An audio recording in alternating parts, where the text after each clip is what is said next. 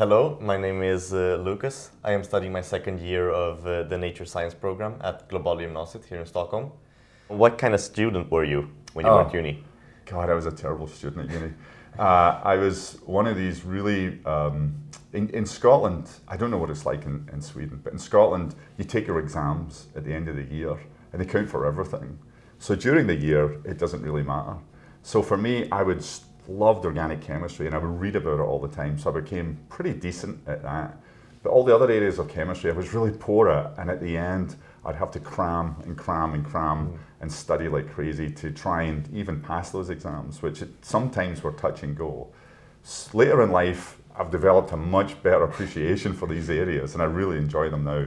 But as an actual student, I was too busy sort of either doing organic chemistry or enjoying myself. Yeah, you have to really study here in Sweden like the whole year because everything counts. It's the same in America. And my daughter is, she's still at high school, but it's the same in high school. And so I always feel it's tough because you just have to be constantly in the zone and focusing upon what it is you're actually doing. Whereas one of the things that I was lucky, I was in a system where I could really just focus on one area and I loved it. And I basically neglected other areas, but later on in time was able to sort of cram to learn it, which the system allowed you to do that. I'm not saying it's the best system, but it did allow you to do that. Mm.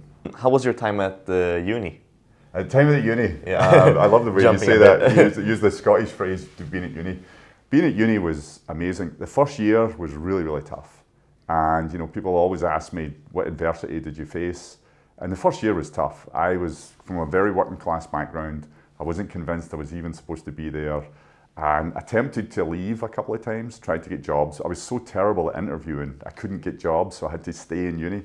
But then in my second year, I started to interact more with all the people around me. I started to really to learn about chemistry. And once I learned about chemistry, everything sort of took off. Because it was a subject where as soon as you started to understand it, you really felt like, oh, this is so much fun. And you could go in all these new directions with it. So I think getting to know the people and getting to be involved with a subject I really loved became just fantastic for uni. So you studied organic chemistry? Yes. Yes. And what got you interested in that field? It was really funny. So when I first started doing chemistry seriously as a second year undergraduate, every day I couldn't afford to live at universities. So I'd have to take an hour to get to college every day and an hour to get back home from uni every day, and it would be on a bus, train and a subway. And I bought this book called Fessenden and Fessenden, and I bought it because it was the cheapest organic book, but it was really, really good. And I would just sit on the train and I would just devour this. I loved this book. And so by reading it, I got ahead of the course a little bit. I really enjoyed it. And then when it came to exams and thinking about how to make molecules using organic chemistry, it felt very, very natural. So it was one of those moments in life where instead of myself finding organic chemistry, I feel like organic chemistry found me in a funny way, because it was one of those things. If you imagine in life, you suddenly realize that you can do something naturally that you didn't really know you even wanted to set out to do, but it feels very natural. There's a lot of fun in just doing that, and that's what organic chemistry felt like to me. What would you say to somebody who was interested in chemistry and wanted to study it further? I would say number one, first of all, sample lots of different things. Sample physics, chemistry, biology, everything. Sample it, see what sort of speaks to you. Second thing is, once you think, yeah, I really like this, go and talk to someone, regardless if you're in high school or if you're in college, go find someone who's doing that in a lab and sort of beg or pray or do everything with them to say, can you please let me join your lab? And then try the lab out for like 2 months or 3 months. And at the end of it, if you still have that same sort of feeling about it, go for it. Just go for it. Just say, yeah, I like this. This is fun.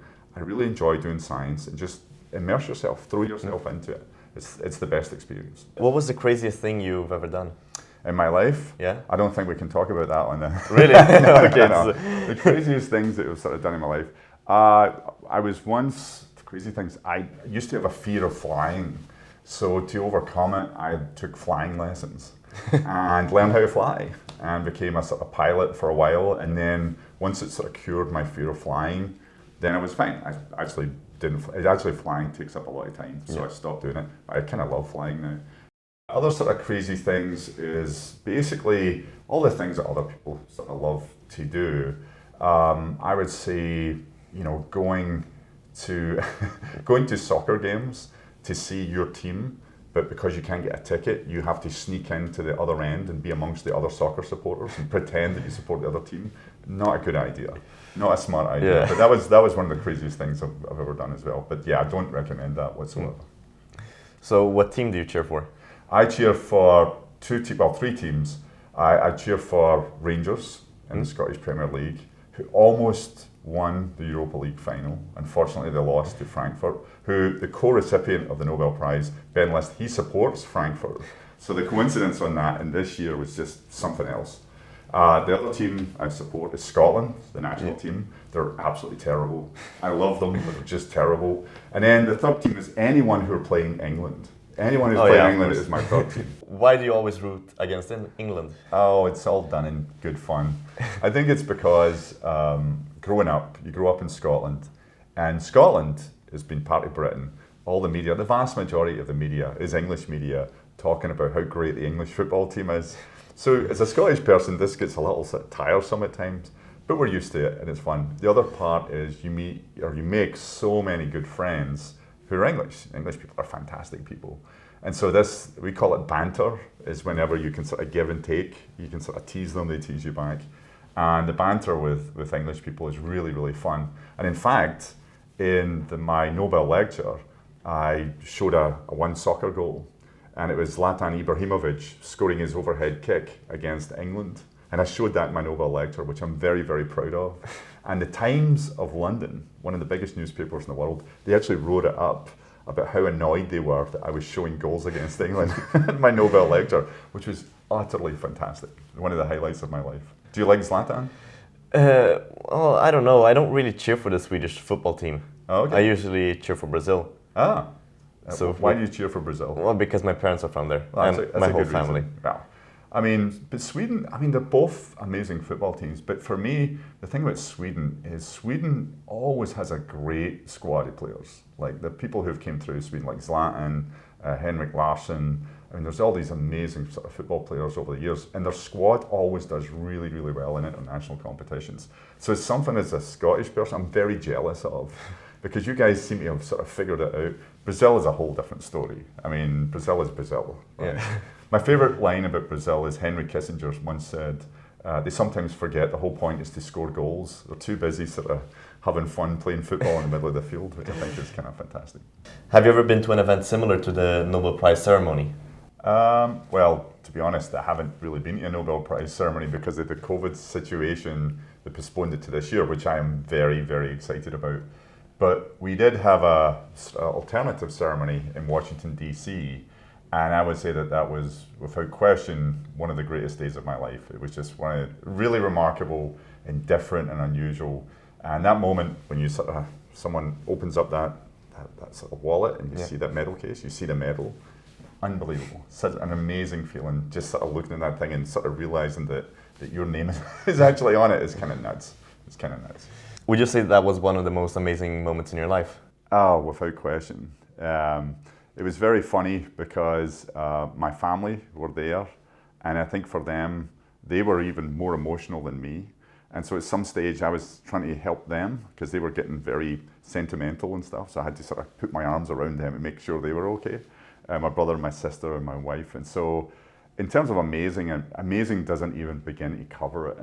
It's in a crazy range of emotions that you're going through. And, a lot of it's pride, but a lot of it is thinking about this whole length of time that you've been working on this and this journey to get to that point. And all of that sort of comes flooding back. So yeah, it was pretty different. Yeah. Speaking of your journey with your research, what was the biggest challenge? In my research? Yeah. The biggest challenge I would say in our research was trying to think about an area that you believe is something that you're really excited about, but you believe is big picture enough that the world will be excited about. And then once you find that and you develop it, the next thing you have to do is try and convince everyone of that. So it's kind of like this two-pronged approach to the whole problem. You have to come up with a really great question, but then once you think you have the answer, you then have to try and convince the world that it's really as important. And I would say that the convincing part was the trickiest part, but once people got it, people really got it. So that made it a huge amount of fun. So what was the moment that you realized that your research had a breakthrough? Well, we knew we wanted to try and develop this idea of organocatalysis from very early on, but we had absolutely no idea on how to do it. And then one day I was in lab and one of my first year graduate students, I was a first year professor, he came up and asked me a really simple question. I went to the board, I was drawing up the answer to the question, and right there, right then, we had the idea. I saw the idea, I thought, well, this looks too simple. There's no way this is going to work. We tested it that afternoon and it worked that afternoon, which was crazy. I remember going into my office, closing the door, closing the blinds. I jumped up and down for like 5 minutes in my office and I called up my wife. And I called up my wife to say, I think we're going to get tenure. What tenure means in America is if you're an assistant professor and you do something that you think is a breakthrough, then they let you keep your job, basically after 6 years.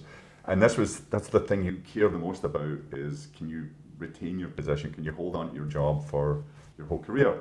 And it was at that moment, that was a sense of like, this is actually something pretty good. Thereafter, that night, I started sort of thinking about it even more. I'm thinking, this is actually pretty significant. And one of the best feelings actually was maybe about a week later, I started talking to some friends who were chemists about it, and just watching their response to it was pretty amazing too. So it was a very fast from conception to realization along the way, and that was fun. When you're, a first year assistant professor and something like that, you're lucky that something like that comes through for you. It really is an amazing feeling. Yeah, lucky that nobody had tried it before. Unbelievably lucky. Yeah. I mean, unbelievably lucky. How did the pandemic change your work or affect your work? Oh, the pandemic was really tough. I think obviously tough for everyone around the world. Very, very tough for teachers, very, very tough for students. The hardest part is engagement. When you're not doing face-to-face as we're doing right now. We're human beings, we like to do this. But when you have this remoteness through this screen, that sort of puts in a barrier which makes it more difficult for the teacher to understand what the students are picking up, and it makes it more difficult for the students to actually feel engaged or engrossed in the class. So that part was really, really tough. I would say for my group, it was even tougher. If you think about this, so since I've been 17 years old, I've been involved with research. And that means like every day you're trying to get new results, new data. And you're doing that for literally decades, where every day you're getting new data. And then all of a sudden it stops. And it stops for 6 months. You're like, no new data, what do you do? So you work really hard and you have meetings with your group over Zoom.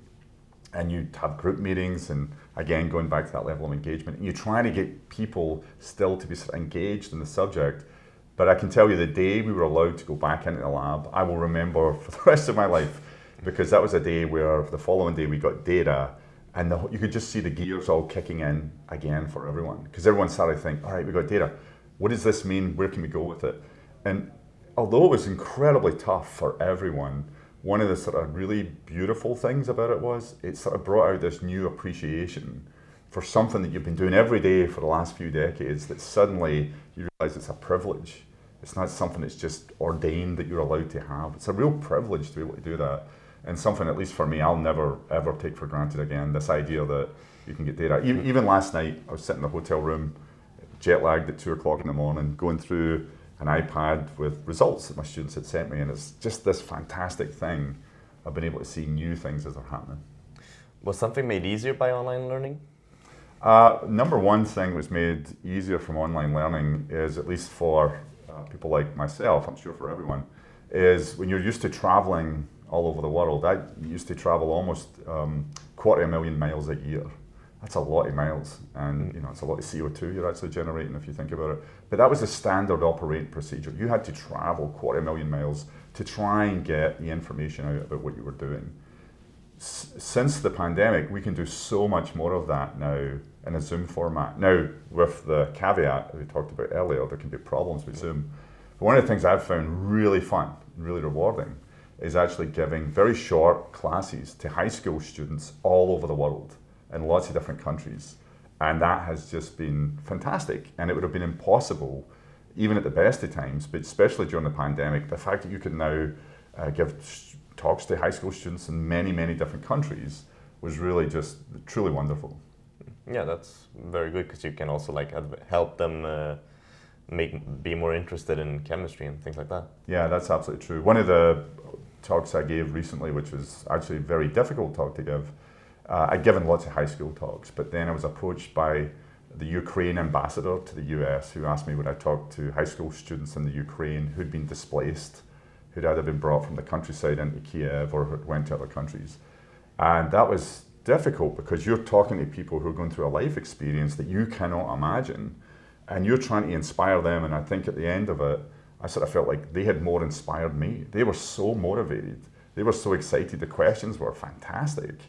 And you sort of can't imagine what they're going through, yet they're really, really jazzed and really happy to be talking about science. That for me was incredibly eye-opening. It's one of those things that sort of renews your faith as a scientist in just the, what's going to happen in science going forward. Yeah, that sounds like something very different that you don't get to do very often. I certainly don't get to do that very often, but it was extraordinarily meaningful, I would say, for me. And how long did you study to get to this point in your life? I think for me, as any good scientist, you're always studying because you're always learning. But it's one of those parts where I think when you leave uni as an undergraduate, you realize you're no longer, we call it studying, but you're really just becoming involved with or interested in. And to me, it's a bit like if you like reading a newspaper every day, you could say that's studying, but you're not, you're reading it for your own benefit because you're just interested, you're curious. And I think when you become involved with science, in my case chemistry, that way, you're just really curious all the time. So you read, because of all these different things that are going on. It's incredibly exciting. And one of my favorite things is, when you pick up a newspaper, it's something new that happened. When you pick up a journal, it's something new that happened that no one knew about before. And that's remarkably exciting. You enjoy reading other people's scientific journals and research papers? Oh, sometimes.